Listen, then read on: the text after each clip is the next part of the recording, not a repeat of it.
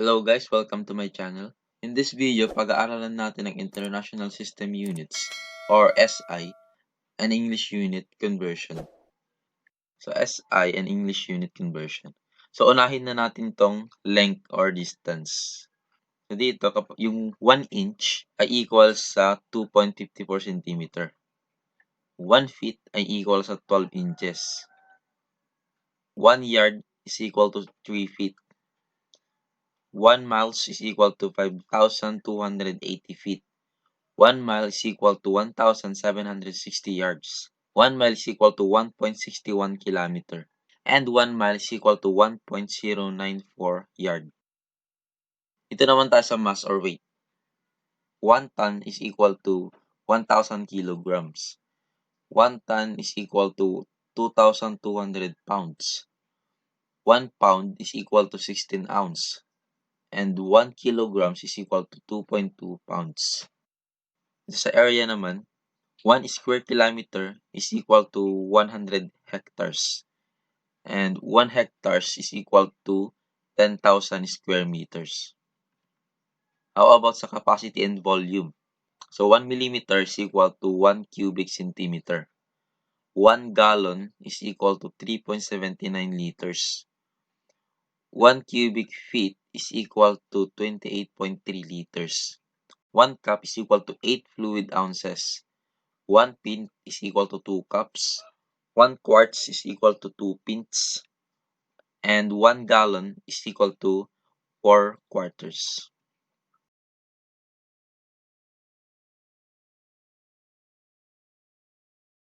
So, ito na lahat yung summary ng mga conversion. Let's have an example. What is the length in inches of a rope that is 5 cm long? Okay, sa pagka-convert ng mga units, for example, ito, given units is equal to desired units over given units. Okay, for example dyan, itong problem natin. So, given units that is 5 cm long. So, that is 5 cm and that is equal to desired units. So, ano daw yung units na pangko-convertan natin? So, that is inches. And given units, that is centimeter. Kung titignan natin sa SI in English conversion, makikita ninyo na 1 inches is equal to 2.54 centimeter. So, 1 inches is equal to 2.54 centimeter. Okay, so dahil dyan, makakancel na tong centimeter. So, matitirang units na lang is inches. Okay, so that is 5 times 1, that is 5. And 5 divided by 2.54, that is 1.97.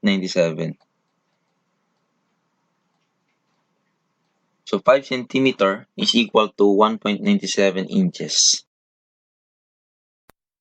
Another example, what is the height of a man in centimeter with 6 feet tall? So, 6 feet,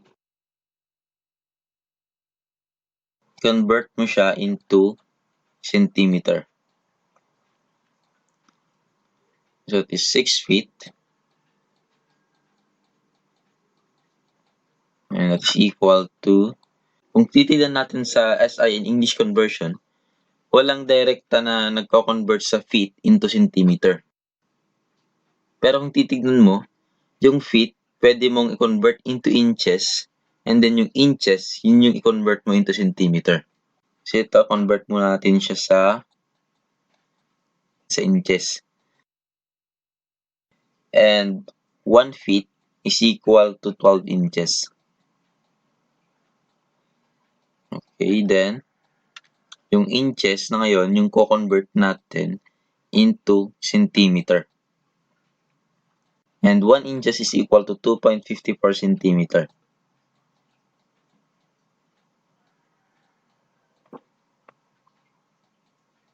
Okay. So, feet, makakancel na sa feet. Inches, makakancel na in inches. So, matitira na lang is centimeter. So, 6 times 12 that is 72. And 72 times 2.54, that is 182.88.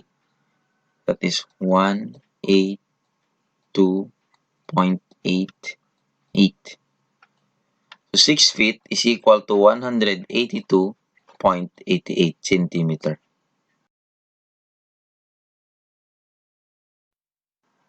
Okay, convert naman natin yung 1,100 pounds into ton. Into tons, so that is 110 pounds.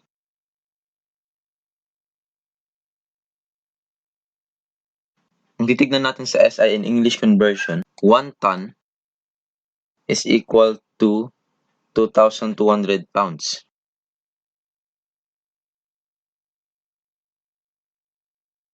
1,100 times 1, that is 1,100 pa rin.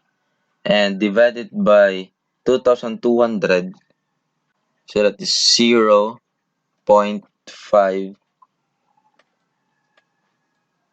tons. Makakancel na tong pounds nito. So, 1,100 pounds is equal to 0.5 tons. Next, convert naman natin yung 3 square kilometer into square meter. Okay, so titignan natin sa conversion. Hindi natin madadirect na convert yung square kilometer into square meter. Pero pwede natin i-convert yung square kilometer into hectares. Yung hectares ang i-convert natin sa square meter. So that is 3 square kilometer.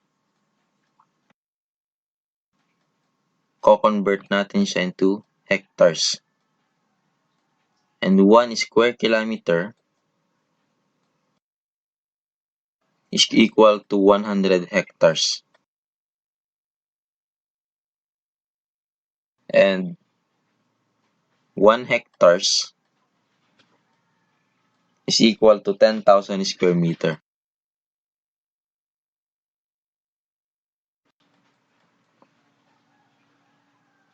Okay, so makakancel na to ang square kilometer.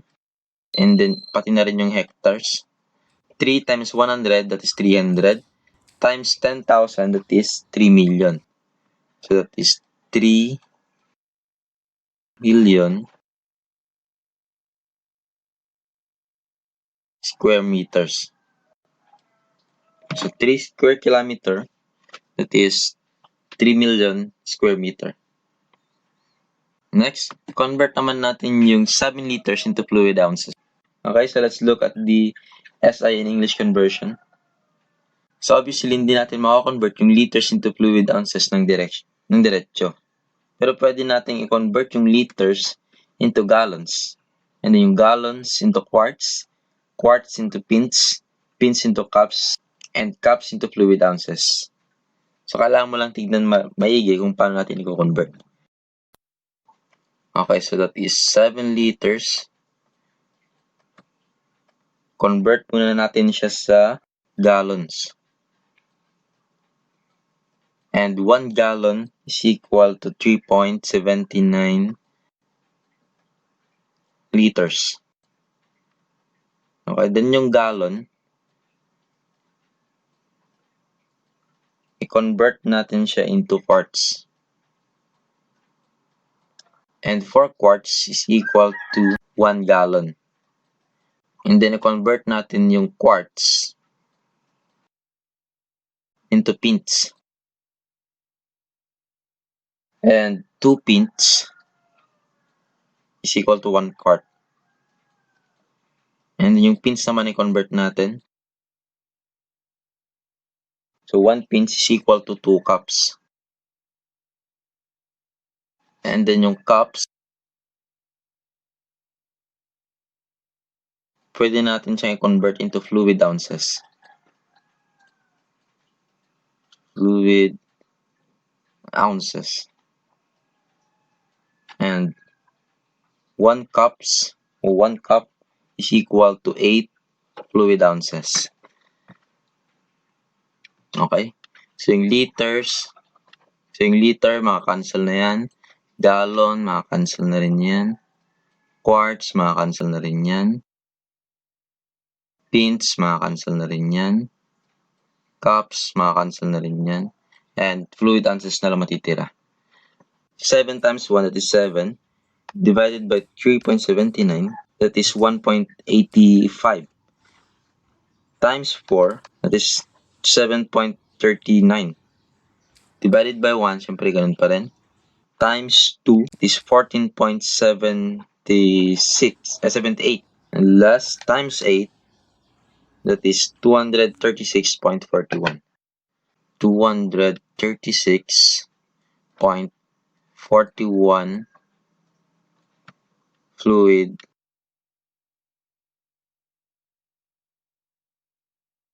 So 7 liters is equal to 236.41 fluid ounces.